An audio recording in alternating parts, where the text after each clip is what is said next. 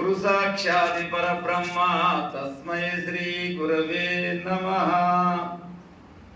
వేదికను అలంకరించిన సాధు మహాత్ములకు, పెద్దలకు అందరికీ నమస్కరించి, మరి సబ్జెక్టు నిత్యశుద్ధానందగిరి స్వాముల వారి గురించి 4 మాటలు చెప్పమన్నారు. నాకు తెలిసినంత వరకు నిత్యశుద్ధానంద స్వామి అంటే మీకు అందరికీ తెలుసు. మరి వారు తెలంగాణ ప్రాంతంలో రామకోటి జపయజ్ఞాలు, వేదాంత జ్ఞాన సభలు ఎన్నో కొన్ని సంవత్సరాలు జరిపిన తర్వాత విష్ణు సహస్ర పారాయణ, లక్ష్మీ అష్టోత్తర పారాయణం, హనుమాన్ చాలీస్ అని ఈ 3 తర్వాత తేవడం జరిగింది. అయితే వారు రామకోటి జపయజ్ఞం చేసేటప్పుడు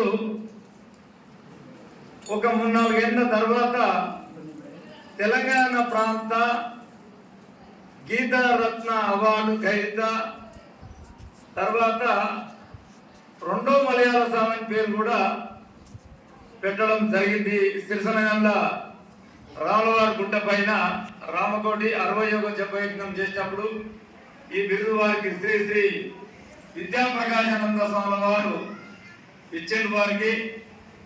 అటువంటి నిత్యశుద్ధానంద స్వాముల వారు మరి ఎన్నో కార్యక్రమాలు నిర్వహించి దాదాపు నాకు తెలిసినంత వరకు ఇప్పుడు ఒక 30-35 సంఘాలు ప్రతిరోజు పారాయణ చేస్తారు వారి పేరు మీద.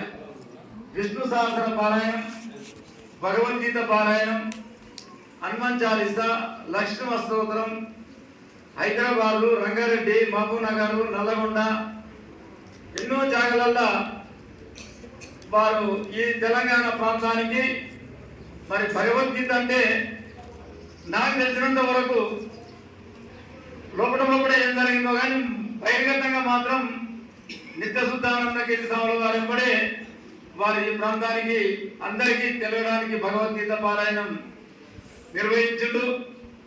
ఆ నిర్వహించే సమయంలోనే కిషన్ ప్రభు ధర్మ ప్రచార సమితి అని చెప్పి ఈ తెచ్చల నుంచి ఇటు కల్లకుర్తి, తలకొండపల్లి, ఆమరగాళ్ళు ఈ ప్రాంతంలో మన శ్రీ ఉమ్మిందల మహేశ్వర సార్ గారి ఆధ్వర్యంలో అప్పుడప్పుడే విన్నాను. తిరుపతి దేవస్థానం తరఫున రథయాత్ర జరిగేటప్పుడు సార్ పరిచయం నాకు.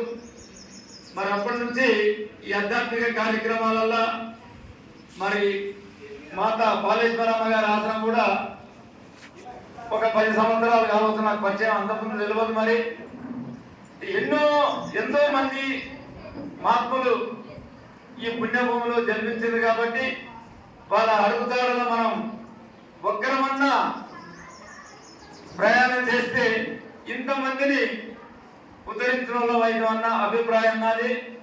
మరి అటువంటి నిత్యశుద్ధానంద స్వామి ప్రతి ఊళ్ళో, ప్రతి పల్లెలో కూడా పున్నానికి సప్తాహాలు, తర్వాత ఏకాదశీలు అని చెప్పి మొదలుపెట్టి ఒక్కొక్క ఊరికి ఉదయం నడిచిపోవడం, ఆ ఊళ్ళో వాళ్ళ ఇంట్లో పారాయణ చేయాలి, భగవద్గీత గురించి నలుగురికి చెప్పాలి, మళ్ళా సాయంత్రాన్ని తిరిగి రావాలి.